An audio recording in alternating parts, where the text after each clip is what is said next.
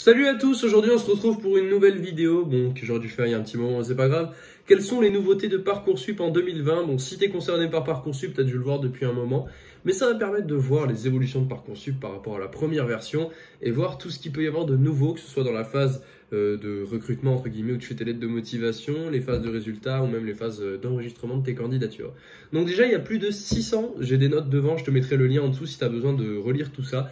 Il y a plus de 600 nouvelles formations sur Parcoursup.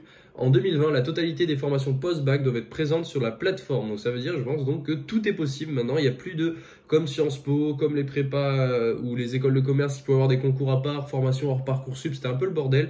Maintenant, tout le monde est sur Parcoursup et ça, je pense déjà que c'est bien. Ça fait pas moins de 15 500 formations, toutes filières confondues. C'est énorme, 15 500 formations.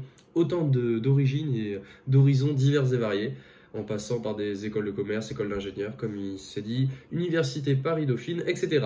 Donc, les attendus Parcoursup ont aussi été également passés à la loupe comme c'est écrit, c'est-à-dire ça permet d'analyser plus attentivement les attendus et les critères d'examen. Ça va sûrement, je pense, concerner ceux qui vont avoir des majeurs et des mineurs à sélectionner, quand vous avez, avec la nouvelle réforme, 3 majeurs en première et 2 majeurs en terminale.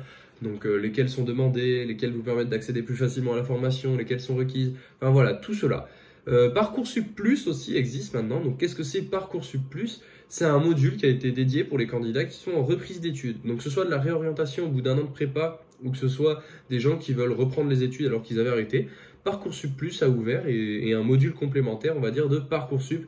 Je pense que ça va être bien parce que personnellement j'avais testé Parcoursup, après, donc déjà je fais partie de la première génération à avoir testé Parcoursup et dans ma première année de prépa intégrée je m'étais réinscrit sur Parcoursup au cas où j'ai pas l'IPSA et que je valide pas mon année et c'est vrai qu'on est mis de côté parce que comme on a déjà eu notre chance une fois, ils laissent la chance en priorité à ceux qui débarquent de terminale, donc vous vous retrouvez très loin en liste d'attente, enfin c'est un peu le bordel avec tout ça mais c'est comme ça, donc c'est bien que Parcoursup Plus soit ouvert, ça va permettre de laisser plus de chance à ceux qui veulent se réorienter.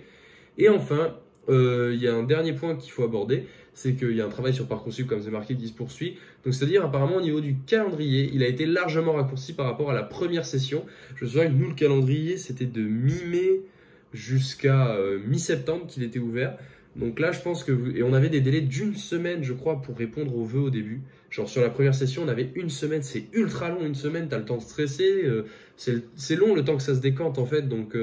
avec cette réforme, je pense, enfin déjà j'avais entendu que maintenant ils avaient réduit les périodes, donc ils ont dû encore plus réduire et il y a des mises en place des points étapes, donc je vous invite à chercher sur internet si vous voulez voir ce que c'est. Mais par contre j'ai vu qu'il y avait le répondeur automatique et ça je me suis penché dessus et en fait c'est vous qui pouvez classer vos vœux, enfin je sais pas trop comment ça fonctionne mais en gros ça va répondre à votre place sans que vous ayez à vous connecter parce que nous il n'y avait pas de répondeur automatique et si tu répondais pas dans le délai imposé au oui, non, enfin oui ou non aux vœux proposés, ça te supprimait tous tes vœux, comme si tu étais AFK et étais démissionnaire de Parcoursup. Donc ça pouvait être le stress, tu te connectais plusieurs fois par jour, fallait toujours que tu aies du réseau, etc. Là avec le répondeur automatique, si tu sais déjà ce que tu veux faire et que tu n'as pas d'hésitation, eh bien, ça va faire les vœux et les trier pour toi automatiquement. Donc je pense que ça c'est une superbe avancée et un super progrès au niveau de Parcoursup. Et enfin, il existe aussi des classes passerelles apparemment qui sont proposées aux bacheliers professionnels qui n'auraient pas été admis en BTS et elles seront développées cette année encore. Voilà, j'ai fait le tour des nouveautés de Parcoursup. Je vous souhaite à tous de passer une très bonne soirée, travaillez bien et on se retrouve demain. Ciao tout le monde.